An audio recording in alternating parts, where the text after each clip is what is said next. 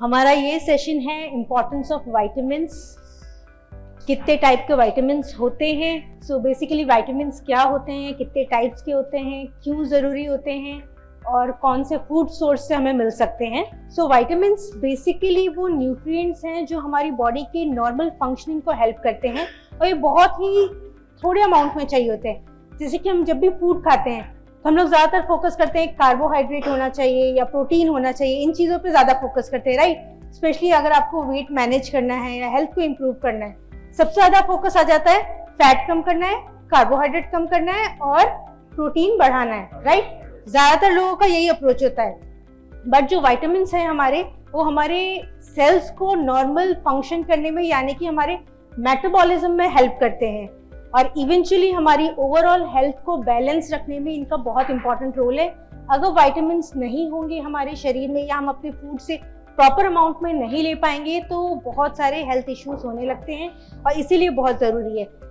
Most of the vitamins जो होते हैं वो सिर्फ mg के अमाउंट में चाहिए होते हैं। उसी में कुछ विटामिन्स होते हैं जो उससे भी कम यानी कि माइक्रो से भी मिलीग्राम्स के बजाय माइक्रोग्राम्स में चाहिए होते हैं और ये बहुत ही कम अमाउंट में होते हैं और सभी ज़्यादातर ये आपके फ्रेश फ्रूट्स में आपको बहुत सारे जो माइक्रो अमाउंट्स में चाहिए फ्रेश फ्रूट्स एंड वेजिटेबल्स में मिलते हैं और जो मिली अमाउंट में यानी कि मिलीग्राम्स में चाहिए होते हैं वो आपके नॉर्मल फूड में, डेयरी में, नॉन वेजिटेरियन सोर्सेज में, इन सब में आपको इजीली अवेलेबल हो सकते हैं। और इसीलिए ये बहुत इंपॉर्टेंट है कि हम अपने फ्रेश वेजीज एंड फ्रूट्स को कंटिन्यू रखें अपने कुक्ड फूड के साथ भी, ताकि वो रॉ में आपको डायरेक्टली हो, क्योंकि कई सारे विटामिन्स जो होते हैं वो हमारे लाइट सेंसिटिव होते हैं, हीट सेंसिटिव होते हैं, कुकिंग में डिस्ट्रॉय हो जाते हैं। इसीलिए हमें नॉर्मली सैलेड एंड फ्रूट्स का पोर्शन हमारे डाइट में ज़्यादा रखना चाहिए।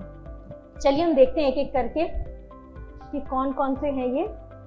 सबसे पहले तो हम ये समझते हैं कि विटामिन्स दो टाइप के होते हैं, water soluble and fat soluble. Water soluble vitamins जो है आप कभी भी दिन में नॉर्मली भी लेंगे तो एब्जॉर्ब हो जाएंगे फूड में, जो भी फ्रेश आप लेते हैं फ्रूट्स एंड वेजिटेबल्स। बट जो फैट सॉल्युबल विटामिन्स होते हैं ये ज़रूरी है कि आपके कुक्ड फूड के साथ जाएं तो ज़्यादा बेटर रहते हैं, बिकॉज इनको फैट ज़रूरी होता है बॉडी में एब्जॉर्ब होने के लिए।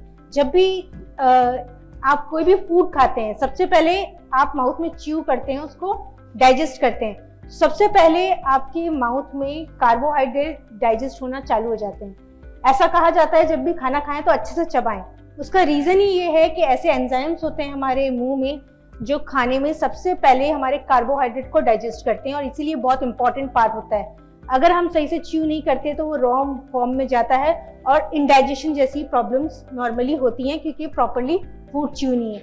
वहीं पर अगर आप कोई भी जूसेस वगैरह लेते हैं, जूस क्या होता है आपके मुंह में ज़्यादा टिकता नहीं, एकदम से अंदर चला जाता है, तो वो भी डाइजेस्ट नहीं हो पाता है। नॉर्मली देखा जाए तो पूरा जूस है, इजीली है, बड़े बड़े टुकड़े नहीं है, हो जाना चाहिए डाइजेस्ट, बट नहीं हो पाता क्योंकि वो डायरेक्टली पेट में चला जाता है। उसको प्रॉपर टाइम ही नहीं मिलता कि उसके अंदर जो जूसेस में ज़्यादातर कार्बोहाइड्रेट्स होते हैं, राइट। नॉर्मली फ्रूट जूसेस लेते हैं या वेजिटेबल जो भी जूस लेंगे वो प्रॉपरली डाइजेस्ट ही नहीं होता और इसीलिए कई बार आप बहुत ज़्यादा जूस पीते हैं तो भी इंडाइजेशन, एसिडिटी जैसी प्रॉब्लम नॉर्मली देखी गई है। That is one of the reason. So basically जब फूड आपके स्टमक में जाता है, स्टमक में जाके सबसे पहले जो पार्टिकल्स होते हैं वो ब्रेक डाउन होते हैं क्योंकि स्टमक की एसिडिटी बहुत हाई होती है। ये पॉइंट मैं इसलिए मेंशन कर रही हूँ क्योंकि ज़्यादातर लोग आप लोगों में से एंटी एसिड लेते होंगे मेडिसिन के साथ और सब चीज़ों के साथ, बिकॉज जिनको एसिडिटी ज़्यादा होती है वो भी एंटी एसिड लेते हैं, PPIs लेते हैं। वो क्या करते हैं हमारी बॉडी में प्रॉपरली एसिड को रिलीज नहीं होने देते स्टमक में, जिसकी वजह से अगेन फूड प्रॉपरली डाइजेस्ट नहीं होता और छोटे छोटे पार्टिकल्स में ब्रेक नहीं होता। ये पॉइंट मैं इसलिए बोल रही हूँ क्योंकि जब आप फूड लेते हैं तो उसमें बहुत सारे केमिकल रिएक्शंस होते हैं पेट में और इस तरह की चीज़ें जो नॉर्मली ज़्यादातर लोग लेने लगते हैं, क्योंकि एंटी एसिड ऐसी चीज़ है जो नॉर्मली लोग ऐसे ही पॉपअप कर लेते हैं, राइट। चलो आज अच्छा नहीं लग रहा है, एसिडिटी गैस बन रही है, खा लेते हैं। वो भी एक रीज़न है, आपको इंडाइजेशन होता है, आपका न्यूट्रिशन प्रॉपरली डाइजेस्ट नहीं होता, डाइजेस्ट नहीं होगा तो एब्जॉर्ब नहीं होगा और फिर दूसरे हेल्थ इश्यूज होंगे। सो यहाँ मैं इसलिए बता रही हूँ क्योंकि डाइजेस्ट होने के बाद जो वो एकदम फाइन पार्टिकल्स होते हैं फिर हमारे इंटेस्टाइन में मूव करते हैं जहाँ जाके सारे एब्जॉर्ब होते हैं और मेजर जो आपके प्रोटीन्स और फैट्स हैं सारे इंटेस्टाइन में जाके डाइजेस्ट होते हैं और इसीलिए ये ज़रूरी है कि आपका लिवर भी हेल्दी रहे, ताकि वो प्रॉपरली जो सिक्रीशंस है वो सारे इंटेस्टाइन में सिक्रीट करता है, स्टमक में नहीं करता। तो इसीलिए लिवर को आपको हेल्दी रखना है ताकि प्रॉपरली बाइल जाए और सारे फैट्स को डाइजेस्ट करे, ताकि आपके फैट डाइजेस्ट हो और एब्जॉर्ब हो। क्योंकि फैट अगर प्रॉपरली डाइजेस्ट नहीं होंगे तो एक तो फैट जो है एक्सेसिव आपकी बॉडी में दूसरी जगह जाके जमने लगेगा। दूसरी बात यह है कि आपका जो फैट सॉल्युबल विटामिन्स हैं उसको फैट का पोर्शन इतना मिल ही नहीं पाएगा कि वो आपकी बॉडी में एब्जॉर्ब हो। सो इसीलिए ये स्टेप भी जरूरी है कि अपने विटामिन्स के साथ आप ऐसी भी चीजें लें जो आपके लिवर को भी हेल्दी रखे। आफ्टर दैट इंटेस्टाइन में जाके मेजर जो भी फैट सॉल्युबल विटामिन्स है वो एब्जॉर्ब होते हैं, और उसके बाद जब लार्ज इंटेस्टाइन में जाता है तो वाटर सॉल्युबल विटामिन ज्यादा वहाँ एब्जॉर्ब होते हैं, क्योंकि वहाँ वाटर पोर्शन ज्यादा एब्जॉर्ब होता है। तो ये पूरा प्रोसेस है आपके फूड की जर्नी का, आपके प्लेट से लेके पूरा बॉडी में एब्जॉर्ब होने तक का। अब चलिए हम वापस आते हैं हमारे विटामिन्स में। जो विटामिन्स हैं बेसिकली हमारा सी और बी कॉम्प्लेक्स विटामिन जो होता है वो सारा वाटर सॉल्युबल होता है, और ये आप काफी एक्सेस अमाउंट में भी लेते हैं, बट ले सकते हैं क्योंकि जितना बॉडी को रिक्वायर्ड होता है उतना एब्जॉर्ब होता है, बाकी सिक्रीट हो जाता है। सो सबसे पहला आपका आता है विटामिन ए। विटामिन ए जो है वो बेसिकली आपकी आईसाइट के लिए सबसे इंपॉर्टेंट रोल प्ले करता है। इसका मेन फंक्शन जो है वो आपकी रेटिना जो होता है आईज में, जिसमें इमेज बनती है पूरी दुनिया की, उसको हेल्दी रखने में हेल्प करता है। सबसे इंपॉर्टेंट विटामिन ए की जब भी डेफिशिएंसी होती है तो सबसे पहले आईसाइट पे इफेक्ट पड़ता है। दूसरा, विटामिन ए आपकी स्किन की रीजनरेशन में भी हेल्प करता है। इवन आपके काफी सारे कॉस्मेटिक प्रोडक्ट्स है उसमें विटामिन ए डाला होता है ताकि सेल्स हेल्दी वे में डेवलप हो। सो विटामिन ए आपकी आईसाइट और साथ ही साथ आपकी स्किन दोनों के लिए ही बहुत इंपॉर्टेंट रोल प्ले करता है। इसके अलावा ये आपकी टीथ में, आपके बोन फॉर्मेशन में, इसमें भी इनडायरेक्टली हेल्प करता है। और इसका जो सबसे अच्छा सोर्स है, जैसा आप सभी लोग बोलेंगे, कैरेट स्पिनच जो सबसे पहले माइंड में आता है, बट फिश ऑयल्स भी इसके काफ़ी अच्छे सोर्स होते हैं विटामिन ए के। एग्स हो गया और मिल्क, इस तरह की कॉमन फूड्स हैं जिससे विटामिन ए आपको मिलता है। बट विटामिन ए की जो है आपको एमसीजी में चाहिए होता है, ये एमजी में नहीं, एमसीजी में ही इसकी काफ़ी अमाउंट इनफ होती है, यानी कि ये एक माइक्रोन्यूट्रिएंट है। बट इतना सा भी कई बार जब आप फूड कुक करते हैं तो डिस्ट्रॉय होने के चांसेस रहते हैं। सो इसीलिए मिल्क में, रॉ मिल्क में, एग में, इन सब चीज़ों में अच्छे से ही आता है। इवन फिश ऑयल जैसे कि ओमेगा है उसके साथ भी ये आपको जब एक्सट्रैक्ट होता है फिश ऑयल उसमें भी एडिशनली अपने आप आता है। सो विटामिन ए आपकी vision, skin, bone, reproduction and teeth formation के लिए काफ़ी इंपॉर्टेंट रोल प्ले करता है। कमिंग टू नेक्स्ट, अब बी कॉम्प्लेक्स की हम बात करें तो बी कॉम्प्लेक्स में हमारे काफ़ी सारे डिफरेंट विटामिन्स है, B1, 2, 3, 5, 6, 7, 9 एंड 12। सो इन सब के अपने ही रोल हैं, मगर जो मेजर रोल है बी कॉम्प्लेक्स का वो है आपके सेल्स की जो नॉर्मल फंक्शनिंग होती है, मेटाबोलाइज करने की, आपकी एनर्जी को, सबसे मेन इंपॉर्टेंट रोल इसका है। यानी कि जो आपने फूड, फैट, कार्बोहाइड्रेट, प्रोटीन्स गए हैं आपके शरीर में, वो जाना काफ़ी नहीं है, वो सेल्स में जाके अब प्रॉपर तरीके से एनर्जी भी रिलीज होनी चाहिए। तो उस एनर्जी को रिलीज करने का मेन इंपॉर्टेंट रोल होता है बी कॉम्प्लेक्स का। उसमें भी अलग अलग जो बी कॉम्प्लेक्स के पार्ट हैं डिफरेंट टाइप्स के, वो डिफरेंट जगह पे और डिफरेंट रोल प्ले करते हैं। जैसे कि हम B1 की बात करें तो B1 सबसे इम्पॉर्टेंटली आपके सारे सेल मेटाबॉलिज्म में काम आ रहा है, और स्पेशली जो नर्वस टिश्यूज हैं उसमें काफ़ी इंपॉर्टेंट रोल प्ले करता है। और ओवरऑल जो ग्रोइंग फेज होता है उसमें सबसे ज़्यादा एनर्जी जो कन्वर्ट करने का काम है वो विटामिन B1 का होता है। और इसका सबसे कॉमन सोर्स है वो है सोया, जो कि आजकल ज़्यादातर लोग प्रिफर करने लगे हैं फॉर प्रोटीन सोर्स, बट सिर्फ प्रोटीन नहीं, उसमें B1 भी काफ़ी अच्छे अमाउंट में होता है। वाटरमेलन यानी कि फ्रूट्स, स्पेसिफिकली आपके जितने भी कलर फ्रूट्स होते हैं, यानी कि पर्पल ग्रेप्स हो गए और वाटरमेलन हो गया, पर्पल ग्रीन, इस टाइप के जो ग्रीन नहीं, पर्पल पिंक, इस टाइप के जो फ्रूट्स होते हैं उसमें B1 आपको, बी कॉम्प्लेक्स पूरा काफ़ी अच्छे अमाउंट में मिलता है। सो ये थे इसके सोर्स। नेक्स्ट है हमारा विटामिन B2, इसका नाम है राइबोफ्लेविन। पहले वाले का B1 का थायमिन था, इसका राइबोफ्लेविन है।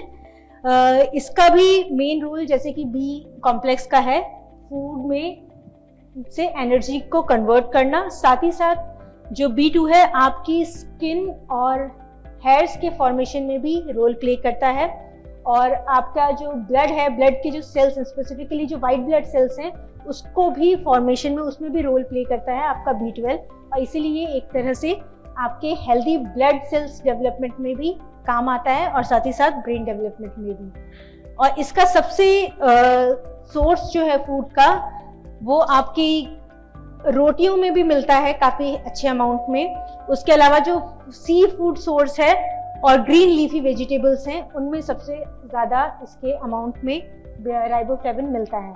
नेक्स्ट हम आएंगे B3 पे, जिसे बोलते हैं नियासिन या नियासिनामाइड। नियासिनामाइड नॉर्मली ज़्यादातर लोगों ने सुना होगा, क्योंकि ये आपकी कॉस्मेटिक इंडस्ट्री में भी बहुत फेमस विटामिन है, बिकॉज नियासिनामाइड अगेन आपकी स्किन को कॉम्प्लेक्शन को लाइट करने में, मेलानिन प्रोडक्शन को कम करने में हेल्प करता है।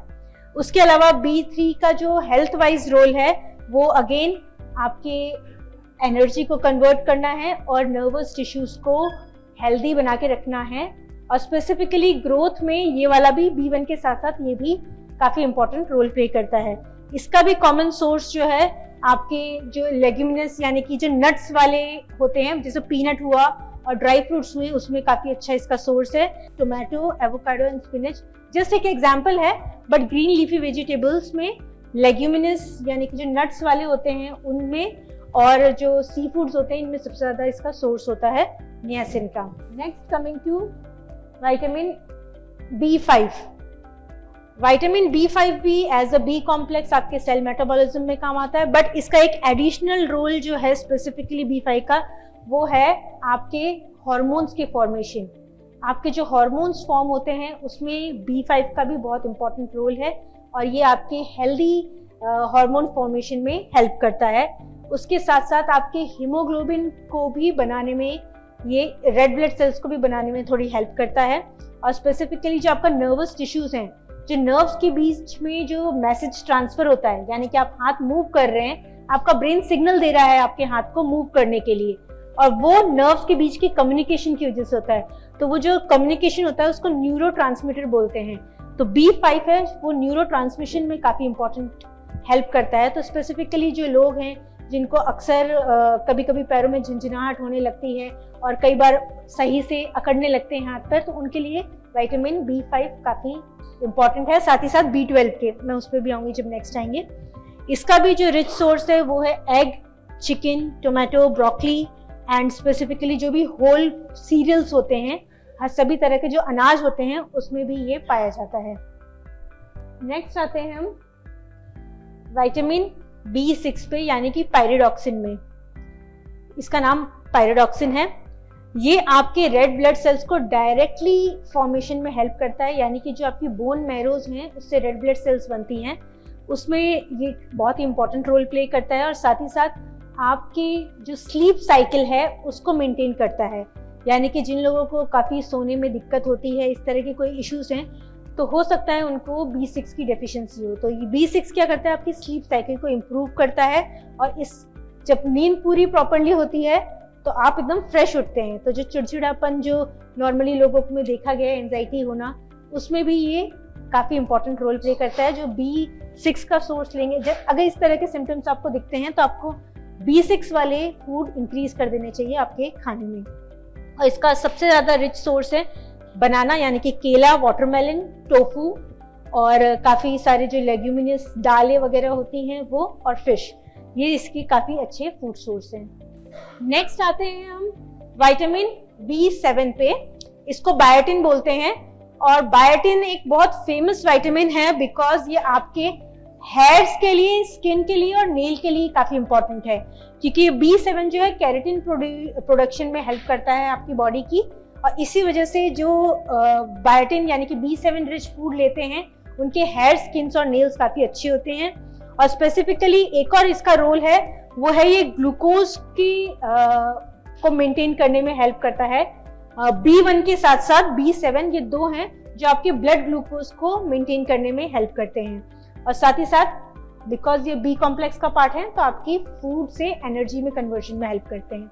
और इसका भी जो मेन सोर्स है वो whole grains, eggs, specifically almonds, soya milk और सोया मिल्क या फिर आप सोया नगेट्स के फॉर्म में भी ले सकते हैं, और फिश, ये इसके सबसे ज़्यादा रिच सोर्स हैं।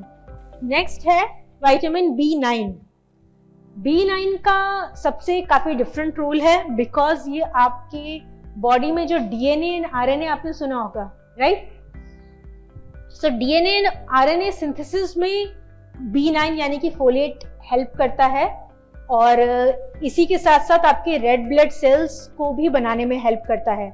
और इसीलिए स्पेसिफिकली जो प्रेग्नेंट वुमेन्स होती हैं उनको फोलेट दिया जाता है, क्योंकि जो न्यूली डेवलपिंग बेबी है उसको बहुत सारे सेल्स बनाने हैं जल्दी जल्दी, और वहाँ पर ये फोलेट का सबसे इम्पोर्टेंट रोल होता है। और डे टू डे लाइफ में विमेंस के लिए B9 यानी कि फोलेट बहुत इंपॉर्टेंट है, क्योंकि ये रेड ब्लड सेल्स को रिप्लेनिश करता है उनकी बॉडी में। इसलिए ये एक जिसको एनीमिया की कंडीशन है, चांसेस हैं वो आयरन की कमी के साथ साथ जो नॉर्मली आयरन सप्लीमेंट्स ले रहे हैं, फुल आयरन ले रहे हैं, फिर भी एनीमिया है, चांसेस है उनकी बॉडी में B9 की कमी हो। और इसीलिए ऐसे में B9 का सोर्स लेना ज़्यादा अच्छा है, जो कि आपको लेग्यूम्स में मिल जाएंगे, यानी कि काफ़ी जो सीरियल्स एंड पल्सेस दाल्स होती हैं।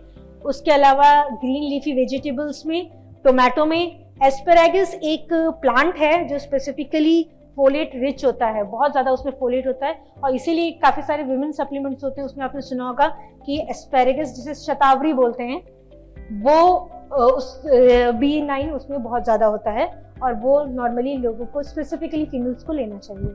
Coming to next, that is vitamin B12। B12 जो विटामिन है, जैसा मैंने आपको पहले भी बताया था, ये नर्वस टिश्यू के लिए, हमारे जो नर्व्स हैं उसके लिए बहुत ज़रूरी है, क्योंकि जो नर्व्स के ऊपर की सेल मेम्ब्रेन होती है उसको हेल्दी रखने में B12 काम करता है। और जो बेसिक इसका काम है वो है आपके फैट्स और अमीनो एसिड्स को प्रोसेस करना, और साथ ही साथ आपके रेड ब्लड सेल्स को बनाना, और नर्व्स जो हैं उसको हेल्दी रखना। तो स्पेसिफिकली जिनको टिगरिंग होती है, कई बार आपने सुना होगा कि नसों की प्रॉब्लम है, उनको अचानक झंझनाहट होने लगती है और एकदम बिजली जैसी फीलिंग आती है, बिकॉज आप हो सकता है नर्व्स की प्रॉब्लम है उनको, इस वजह से ये चीज़ें होती हैं। और नर्व्स को हेल्दी रखने में B12 काम आता है। और अक्सर आपने सुना होगा जब भी आप कहीं डॉक्टर के पास जाते हैं, वो कहते हैं माइट भी B12 की कमी होगी, क्योंकि आपको मसल क्रैम्प्स बहुत सारे हो रहे हैं, आपको झंझनाहट बहुत हो रही है, तो ऐसे में B12 दिया जाता है, क्योंकि वो आपके नर्व्स के सेल्स को हेल्दी रखता है। और फॉर्चुनेटली या अनफॉर्चुनेटली इसका जो सोर्स है वो सारे नॉन वेजिटेरियन सोर्स हैं, ये वेज सोर्स में आपको नहीं मिलता है। या तो ये फोर्टिफाइड फूड्स में मिलेगा, यानी कि एडिशनली सिंथेटिकली ऐड किया होगा, बट नेचुरली ये किसी वेजिटेबल्स में नहीं मिलता है। इसका मेन सोर्स आपका डेयरी है, पोल्ट्री, फिश, एग, यही है।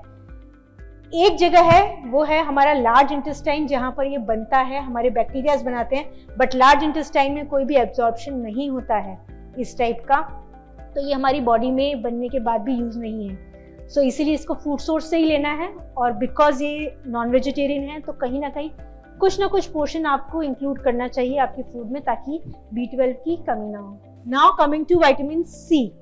विटामिन C भी एक तरह का आपका वाटर सॉल्युबल ही विटामिन है, बट इसका जो मेन रोल है वो है एक एंटीऑक्सीडेंट। ये बहुत ही पावरफुल एंटीऑक्सीडेंट होता है, यानी कि आपकी बॉडी में जो फ्री रेडिकल्स हैं उससे आपकी बॉडी को सेव करता है, और साथ ही साथ इससे ये आपका इम्यून सिस्टम को इम्प्रूव करता है फंक्शन करने में। इसके अलावा ये आपके आयरन एब्जॉर्प्शन में काम करता है, यानी कि आपकी बॉडी में जो आयरन एब्जॉर्ब हो रहा है उसमें भी विटामिन C एक इम्पॉर्टेंट रोल है। विटामिन C अगर सफिशिएंट अमाउंट में है आपकी बॉडी में तभी आयरन एब्जॉर्ब होता है, वरना नहीं होता, क्योंकि आयरन को एब्जॉर्ब करने के लिए विटामिन C की जरूरत होती है। तो अगेन ये आपके फूड को एब्जॉर्ब करने में भी हेल्प कर रहा है, काफी न्यूट्रिएंट्स, मिनरल्स को, उसके अलावा आपके इम्यून सिस्टम को, और एंटीऑक्सीडेंट्स में। विटामिन, जब हम आयरन की बात करते हैं तो जो एनीमिक कंडीशन होते हैं, अगेन एनीमिया वाले पेशेंट्स को भी विटामिन C अच्छे अमाउंट में लेना चाहिए, क्योंकि वो आयरन को भी एब्जॉर्ब करने में हेल्प करता है। और इसी का सबसे कॉमन फूड सोर्स है वो है साइट्रस फ्रूट, यानी कि जितने भी आपके संतरे, नींबू, इस टाइप के जो साइट्रस फ्रूट होते हैं उसमें ये काफ़ी अच्छे अमाउंट में होता है। इसके अलावा आपके ब्रोकली, टोमेटो, स्पिनच, मगर इसमें भी अगर आप रॉ लेते हैं, जैसे कि टोमेटो रॉ टोमेटो खा रहे हैं फ्रेश, उसमें ज़्यादा अमाउंट में मिलता है क्योंकि ये हीट से डिस्ट्रॉय हो जाता है। इसीलिए फ्रूट सोर्स इसका सबसे बेस्ट सोर्स है। Next is vitamin D.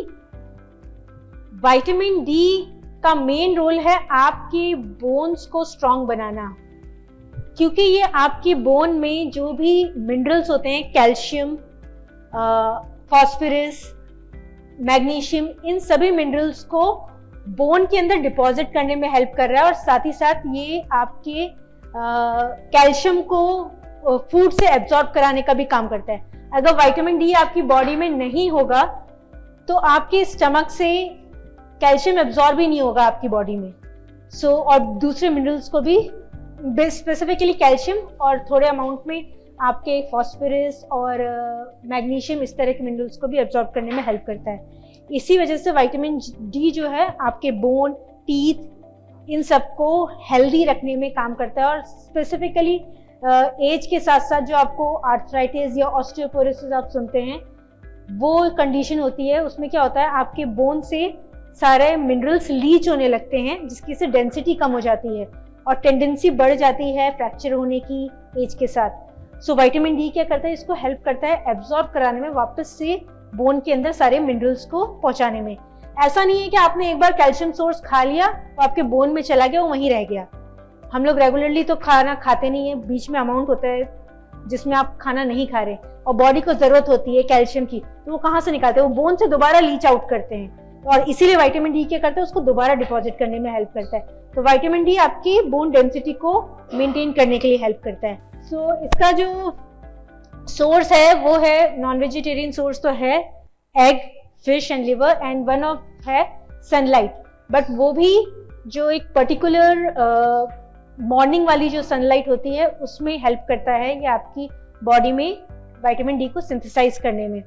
Day वाली नहीं, बिकॉज डे में आपकी यूवी रेज बहुत ज्यादा होती हैं, तो हेल्प से ज्यादा दूसरे साइड इफेक्ट्स भी होते हैं, यानी कि सन डैमेज होना आपकी स्किन का। मॉर्निंग वाली सनलाइट सबसे बेस्ट है क्योंकि उसमें रेडिएशन थोड़ी कम होती है, इसीलिए वो विटामिन डी को हेल्प करता है। दिन में भी करेगा बट साथ ही साथ डैमेज भी साथ में करेगा काफी ज्यादा। ओवरऑल जो है, और आजकल इतना ज्यादा रेडिएशन बढ़ गई है कि सनस्क्रीन लगाना भी इम्पोर्टेंट हो गया है, तो डायरेक्टली विटामिन डी उतनी जल्दी सनरेज से नहीं बन पाता है और इसीलिए आपको फूड सोर्स से भी लेना जरूरी हो गया है। Now coming to vitamin E. Vitamin E भी आपका फैट सॉल्युबल विटामिन है और ये भी काफी अच्छा एंटीऑक्सीडेंट है, और साथ ही साथ इसमें और विटामिन सी में दोनों ही काफी अच्छे एंटीऑक्सीडेंट है, विटामिन सी भी और विटामिन ई भी। विटामिन सी फ्री रेडिकल्स जो आपकी बॉडी में जनरेट हो रहे हैं उसको कंट्रोल करने में हेल्प करता है। विटामिन ई आपके जो सेल मेम्ब्रेन जो है उसको स्ट्रेंथन करता है, तो जो फ्री रेडिकल की वजह से सेल मेम्ब्रेन का डैमेज होता है उसको सेव करता है। आपके सेल्स को हेल्दी रखने में और ऑक्सीडेशन से बचाने के लिए काम करता है। तो विटामिन ई एक स्ट्रॉन्ग एंटीऑक्सीडेंट है फॉर योर सेल मेम्ब्रेन, और हमारी पूरी बॉडी सभी सेल्स से ही बनी है और उसी सेल्स की सारी सेल मेम्ब्रेन्स होती है, उनको हेल्दी रखने में हेल्प करता है। स्पेसिफिकली इसको ब्यूटी विटामिन भी बोलते हैं बिकॉज ये आपकी स्किन के जो सेल्स हैं उनको हेल्दी रखता है। हमें बॉडी के अंदर के सेल्स तो दिखते नहीं है बट स्किन दिखती है, तो इसीलिए इसको ब्यूटी विटामिन का भी नाम देते हैं। और इसका भी जो सबसे अच्छा सोर्स आपको सारे नट्स में मिल जाएगा, यानी कि ड्राई फ्रूट्स और टोफू, होल ग्रेन, सीड्स, यानी कि जो भी सीड टाइप की चीजें होती हैं उसमें काफी अच्छे अमाउंट में होता है। पपाया में, फ्रूट्स में भी मिलता है बट ज्यादा कॉन्सेंट्रेशन में ये आपको सारे नट्स या सीड्स में मिलता है। नाउ कमिंग टू विटामिन के। विटामिन के के बारे में हम लोग ज़्यादा बात नहीं करते हैं, बट विटामिन के हमारी बॉडी के लिए बहुत इम्पॉर्टेंट है, बट ये बहुत ही माइक्रो अमाउंट में चाहिए होता है, इसीलिए लोग ओवरलुक कर देते हैं। विटामिन के का मेन रोल है आपके जो ब्लड है वो आपके ब्लड वेसल्स के अंदर रहे, आपके ब्लड से लीच करके ना जाए। फर्स्ट ऑफ ऑल हमारी बॉडी में, जैसे मैंने बोला, फ्री रेडिकल्स होते हैं, वो हमारे ब्लड वेसल्स को भी डैमेज करते हैं, जिसके से माइक्रो छेद यू कैन से हो जाते हैं, और उसको हमारी बॉडी क्या करती है, प्रॉपरली हील कर देती है, क्लॉट करके हील करती रहती है रेगुलरली। तो वो जो क्लॉटिंग प्रोसेस है, हीलिंग प्रोसेस है, उसमें विटामिन के का बहुत ही इंपॉर्टेंट रोल है। आपकी बॉडी में इंटरनल ब्लीडिंग ना हो, उसको रोकने का काम करना, क्लॉटिंग प्रॉपरली हो, उसमें सबसे ज्यादा इंपॉर्टेंट विटामिन के का है। कई लोगों को आपने सुना होगा कि इश्यू होता है कि उनका खून जल्दी से क्लॉट नहीं होता, वरना कभी चोट लगती है, जो नॉर्मल प्रोसेस है खून नॉर्मल होने का, जमने का, वुंड को हील होने का, वो नहीं होता, उनकी खून बहता रहता है। बिकॉज क्लॉटिंग प्रॉपर नहीं हो पाती, उनकी बॉडी में विटामिन के की डेफिशिएंसी होती है। कुछ जेनेटिक रीजंस की वजह से होती है, कुछ माइट भी विटामिन के का फूड का सोर्स जो है वो प्रॉपर नहीं हो, ये मल्टीपल रीजंस हो सकते हैं। तो विटामिन के आपके ब्लड को हेल्दी वे में क्लॉट करने को, आपके वुंड को हील करने में, और साथ ही साथ ब्लड कैल्शियम को रेगुलेट करने में हेल्प करता है। तो ओवरऑल ये आपके ब्लड प्रॉपर क्लॉट करने में, इन शॉर्ट अगर कोई भी पूछे विटामिन के, तो विटामिन के ब्लड क्लॉटिंग में जो इसका मेजर रोल है उसमें हेल्प करता है।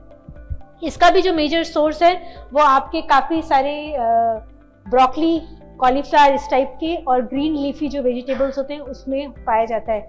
इसीलिए जब भी आप अपने ग्रीन लीफी वेजिटेबल्स को रेगुलर रखें, क्योंकि उसमें विटामिन के और बी कॉम्प्लेक्स काफी अमाउंट में होता है। और जब भी ग्रीन वेजिटेबल्स जो होती हैं उसको वॉश करने के बाद काटें, बिकॉज अगर आप पहले कट करके फिर वॉश करते हैं तो जो भी वाटर सॉल्युबल विटामिन है वो सब बह जाते हैं, तो उसमें बचते नहीं है। इसीलिए प्रॉपरली फूड को कुक करना, क्लीन करना भी एक आर्ट है और जरूरी एक पार्ट है। और फ्रेश वेजिटेबल्स एंड फ्रूट्स को भी अपने फूड में आप ज़्यादा रखें, ताकि इस तरह के सारे विटामिन्स आपको प्रॉपरली मिले, क्योंकि कई विटामिन्स आपके हीट सेंसिटिव होते हैं और लाइट सेंसिटिव होते हैं। So that's all for today. ये थे हमारे सारे विटामिन्स और इनके इम्पोर्टेंस।